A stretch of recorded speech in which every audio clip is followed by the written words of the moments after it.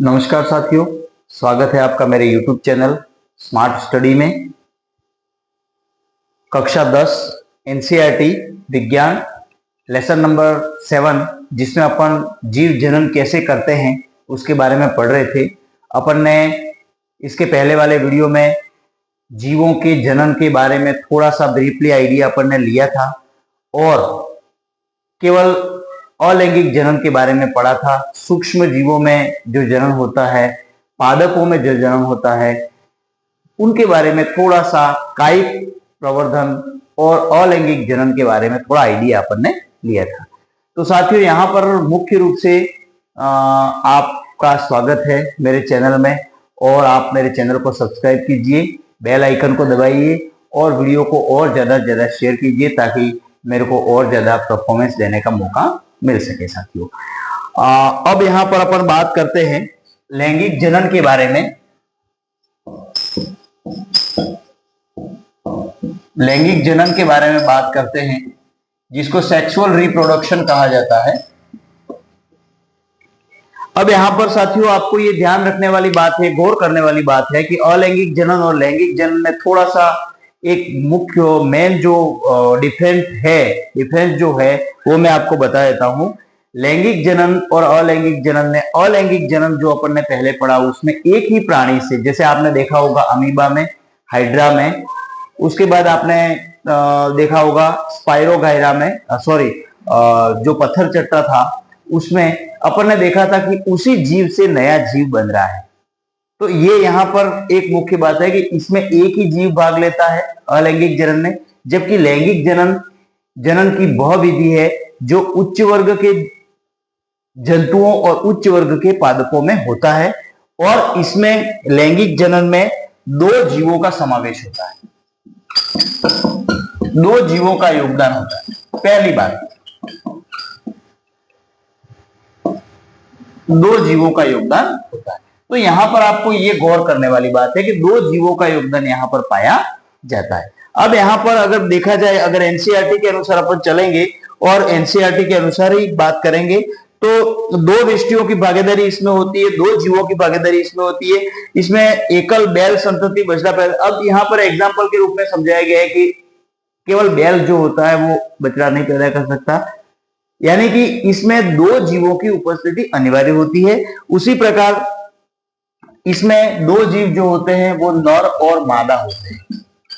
ये यहाँ पर एक मुख्य रूप से गौर करने वाली बात है, दोनों जीव जो होते हैं वो नर और मादा होते हैं। मुख्य रूप से आपको ये ध्यान रखना है कि दो जीव जो होते हैं वो नर और मादा होते हैं, यहाँ पर ये ध्यान रखना है। अब दूसरी बात ये होती है कि इनमें जो संतति का जो नई संतति जो बनती है उसमें इन दोनों के गुणों का समावेश होता है, इन दोनों के गुणों का समावेश होता है।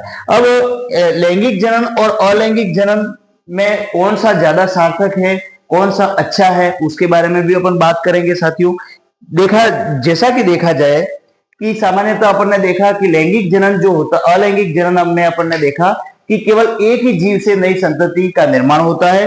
अब एक ही जीव से नई संतति जो बन रही है तो आपको क्या ध्यान रखना है कि उसमें जो नई जो संतति बनेगी, नई पीढ़ी जो होगी, उसमें ज्यादा परिवर्तन नहीं होगा, ज्यादा विभिन्नता नहीं होगी। तो यहां पर एक मुख्य रूप से गौर करने वाली बात यह है कि विभिन्नताएं ज्यादा नहीं होती किसमें, अलैंगिक जनन में।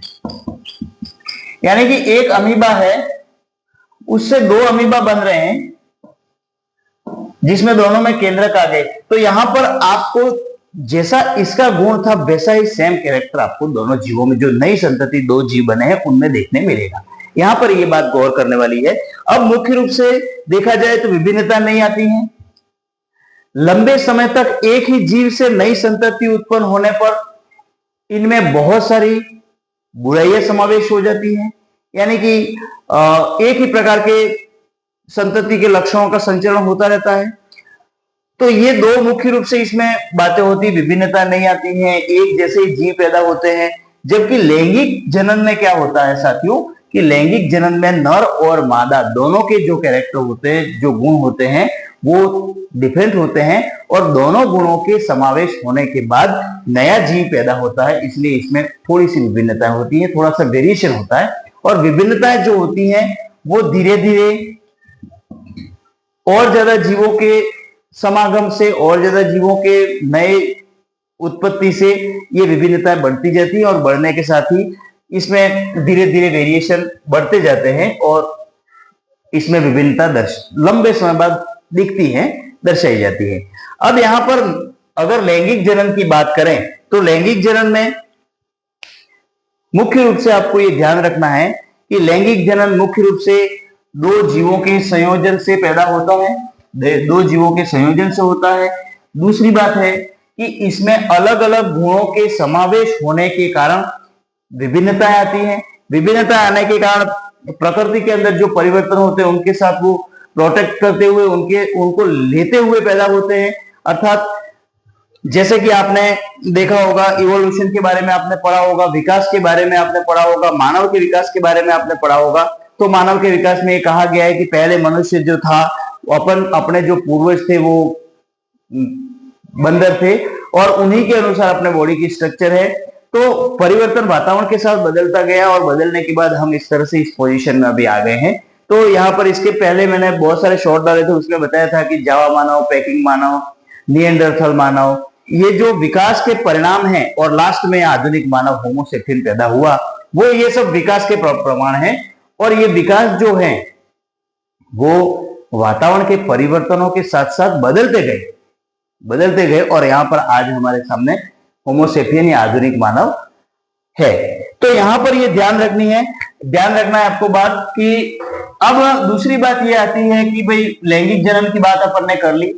लैंगिक जनन में अपन ने देखा कि दो जीवों, जिसको अपन ने नर व मादा कहा, मेल फीमेल, दोनों के जनन द्रव्यों के संयोजन से नया जीव उत्पन्न होता है। तो यहां पर दो बातें अपन ने देखी, नर के कैरेक्टर अलग हैं, मादा के कैरेक्टर अलग हैं। अब आप अगर देखा जाए तो कैरेक्टर को एक पीढ़ी से दूसरी पीढ़ी में, लक्षणों को एक पीढ़ी से दूसरी पीढ़ी में ले जाने का कार्य कौन करता है? तो साथियों आप जानते हैं लक्षणों को एक पीढ़ी से दूसरी पीढ़ी में ले जाने का काम अनुवांशिक पदार्थ करते हैं। अब अनुवांशिक पदार्थ के रूप में डीएनए होता है। जैसा कि पिछले वीडियो में अपन ने देखा था, डीएनए कहां पर पाया जाता है? तो साथियों मैं बार बार बता रहा हूं, कोशिका के अंदर केंद्रक होता है, और केंद्रक के अंदर अनुवांशिक पदार्थ डीएनए के रूप में पाया जाता है। डीएनए का मुख्य कार्य क्या होता है? डीएनए का मुख्य कार्य प्रोटीन संश्लेषण का होता है। अर्थात प्रोटीन संश्लेषण का मतलब हमारे पूरे शरीर की बॉडी का स्ट्रक्चर है, हमारे शरीर के अंदर होने वाली क्रियाएं हैं, उन सबका जो एक खाका होता है, एक मैप जो होता है, वो हमारे डीएनए के अंदर होता है। तो यहां पर आपको ये बात ध्यान रखनी है कि यहां पर एक डीएनए, यहां पर दूसरा डीएनए, दोनों मिलकर के नया डीएनए बनता है, नई सेल बनती है। तो यहां पर दोनों के कैरेक्टर, दोनों के गुणों का समावेश होता है। अर्थात लैंगिक जनन में विभिन्नता आती है, इसके साथ साथ इसमें उत्परिवर्तन भी होते हैं। कभी कभी अचानक परिवर्तन भी उत्पन्न हो जाते हैं, जिसको म्यूटेशन बोलते हैं। म्यूटेशन होते हैं, म्यूटेशन होने के कारण, म्यूटेशन अचानक जीनों में परिवर्तन होने के कारण हो सकते हैं, या वातावरणीय कोई परिवर्तन होने के कारण भी हो सकते हैं। तो यहाँ पर म्यूटेशन होते हैं। अब यहाँ पर बात करें कि अब थोड़ी सी बात अपन को ये कर लेनी है कि साथियों लैंगिक जनन और अलैंगिक जनन में अपन अंतर कर चुके हैं, लेकिन कौन सा जनन अच्छा होता है और कौन सा ज्यादा लाभदायक होता है, कौन सा थोड़ा कम होता है, तो यहाँ पर इस प्रश्न का उत्तर अगर दिया जाए तो मैं आपको बताना चाहूंगा कि अलैंगिक जनन की तुलना में लैंगिक जनन जो होता है वो अधिक सार्थक और अधिक लाभदायक होता है।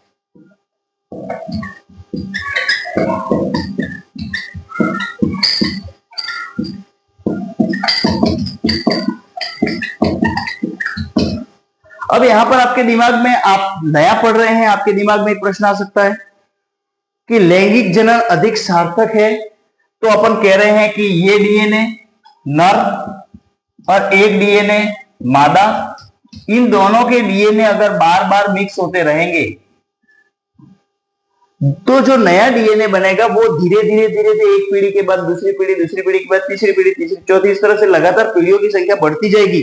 तो क्या यह डीएनए और ज्यादा हैवी नहीं हो जाएगा, भारी नहीं हो जाएगा, या इसमें बार बार द्विगुणन होता रहेगा? अगर यहाँ पर एक है और 2 डीएनए मिल रहे हैं तो दोनों डीएनए मिलकर के किस तरह की स्थिति बनाएंगे? तो यहाँ पर इस प्रश्न के लिए मैं आपको बता दूं कि इसमें 2 प्रकार के विभाजन होते हैं, जिसको अपन समसूत्री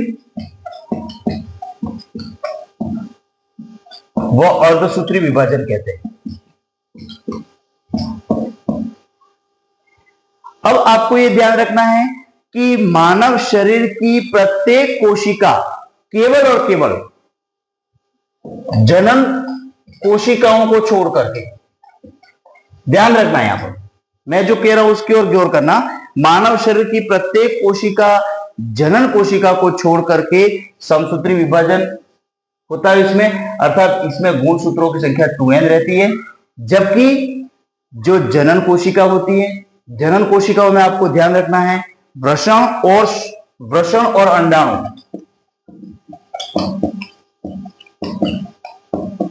वृषण और अंडाणु में पाई जाने वाली शुक्र जनन कोशिकाएं, इसमें अंड जनन कोशिकाएं,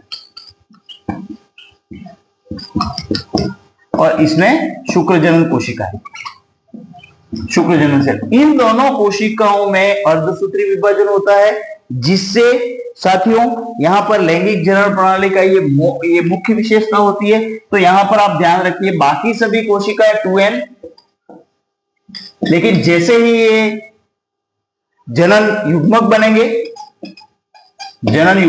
ये n हो जाएंगे, ये 2n है, वो जनन युग्मक बनेंगे तो ये n हो जाएंगे। जैसे अपन माने ये नर है, नर में ये शुक्राणु कोशिका है, ये मादा है, मादा में ये अंडाणु कोशिका है। इन दोनों के संयुग्मन से n दोनों मिलकर के 2n स्थिति आ जाएगी और वापस ये कोशिका बन जाएगी, जिसको अपन नई कोशिका कहते हैं, और इन दोनों के संयुग्मन से द्विगुणित अवस्था वापस स्थापित हो जाएगी।